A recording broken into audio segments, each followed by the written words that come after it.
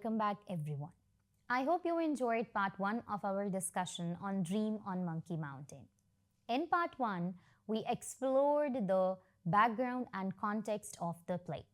Now, in part 2, we will move forward with a summary of the play and an exploration of its central themes such as identity, race, colonial oppression, dream versus reality, and self-discovery.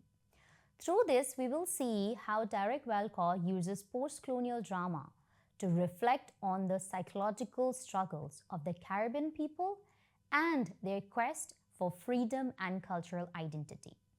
Let's move to the summary of the drama, Dream on Monkey Mountain. Act 1, The Dream and the Awakening. The play opens in a jail cell on a West Indian island where Macaque, an old charcoal burner from Monkey Mountain, is imprisoned for causing a disturbance in a market. Corporal Lestrade, the mulatto jailer who represents authority, mocks and controls him, while the fellow prisoners Tigre and Sores ridicule both Macaque and Lestrade. Macaque appears disoriented and confesses that he has not looked at his own reflection for 30 years, a sign of his deep shame and alienation. He recounts a dream in which a radiant white goddess appeared to him, declaring that he is a descendant of African royalty and he must return to Africa to reclaim his identity and heritage. This vision sets the dreamlike events of the play in motion. The scene shifts to Monkey Mountain, where Macaque's friend, Mostique, finds him. Mostique, practical and opportunistic, encourages Macaque to focus on his trait of selling charcoal. But Macaque insists that he must follow the vision. Claiming the new healing powers, Macaque cures a sick man, which earns him a following of people who begin to treat him as a prophet or leader. While Mostique tries to profit from Macaque's reputation, his dishonesty leads to his downfall, and he is killed by the people. Later, he reappears in the dream world, spiritually altered. Macaque, however, continues to attract more followers and gains confidence in his supposed destiny. Let's move to the part 2, The Trial and the Crown. The play returns to the jail, but the setting transforms into a surreal courtroom, blurring the boundary between reality and the dream. Here, Macaque is put on a trial by Tigre and Sores, with Corporal Lestrade acting as prosecutor. The trial is chaotic and symbolic, reflecting accusations and doubts about Macaque's identity. As the proceedings collapse, the trial transforms into a coronation. Macaque is hailed as king, and Lestrade, once his oppressor, submits to him. The prisoners who mocked him now follows his leadership, showing the shift of power within the dream. Now let's move to the third part. The vision then expands into a grand African setting where Macaque is carried in triumph on a litter, as though he has reclaimed his royal heritage. Yet, in the height of this glory, Macaque feels haunted and incomplete. The white goddess who began his vision reappears, and Macaque must confront her once more. In a climactic moment, he seizes a sword and beheads her, symbolically ending her hold over his destiny and concluding the dream's central conflict. Let's move to the third part, the conclusion, return to reality. After the beheading, the dream collapses and the play returns to the real world of the jail cell. Macaque wakes to find himself no longer consumed by visions or shame. He recalls his true name, Felix Hoban, and accepts his identity with dignity. Corporal Lestrade releases him from prison and he returns to Monkey Mountain, no longer a place of isolation and self-hatred. The mountain now becomes a symbol of renewal, belonging, and a new beginning. Let's move to the themes of Dream on Monkey Mountain. Number one is search for identity. The central theme of Derek Walcott's drama, Dream on Monkey Mountain, is a search for identity, dramatized through the character of Macaque, who is deeply ashamed of his blackness, and he longs to be white. At the beginning of the play, when Corporal Lestat questions him about his name and his race, he cannot answer with certainty. Instead, he replies, "I am tired," from Act 1, which reflects his despair and the weight of internalized colonial oppression. His inability to recognize or claim his identity highlights how colonial rule has fractured his sense of self. Macaque even admits that he has not even looked at his reflection for 30 years, showing how profoundly he rejects his own image. His journey throughout the play is not just physical, but it is a psychological and spiritual quest to rediscover who he truly is. Let's move to the second theme, the theme of Caribbean. Walcott firmly situates the play within a Caribbean context, drawing upon the legacy of slavery and colonialism that scarred the region. The character of Macaque, whose real name is Falik Hobain, often recalls Africa as the place of his roots, dreams, and integrity. This longing for Africa is not only personal but collective, reflecting the broader Caribbean experience of displacement and loss caused by the transatlantic slave trade. In one of Macaque's moving soliloquy, he laments, "I was a king among shadows. Either the shadows were real and I was no king, or it is my own kingliness that created the shadows. Either way, I am lonely, lost, an old man again," from Act 2. This speech captures the paradox of colonial identity, a yearning for ancestral heritage combined with a dislocation imposed by slavery and European domination. Walcott, through Macaque's dream journey, dramatizes the trauma of slavery and its lingering effects on Caribbean identity. Lack of identity, the third theme. Colonialism in the play is shown to destroy selfhood, and Macaque's blackness becomes, for him, a marker of invisibility and lack of identity. Walcott portrays this loss through Macaque's admission that he has avoided mirrors for decades, unable to face his own reflection.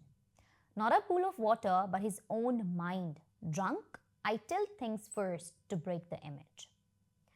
This rejection of his own likeness reveals how deeply colonial ideology has infiltrated his consciousness. He has come to see himself not as how he truly is, but through the gaze of the colonizer that convinces him that blackness is inferior. His long estrangement from his own reflection becomes a metaphor for the colonized subject's estrangement from selfhood and integrity. Next is semblance of dream. The dream structure of the play highlights how Macaque's fractured identity manifests as illusions. Arrested and imprisoned for his erratic behavior, he pleads, "Sir, I do catch fits, I fall in frenzy every full moonlight. I do be possessed, and after that I am not responsible." His visions are dominated by the figure of a white goddess whom he believes has been sent to him as a divine messenger.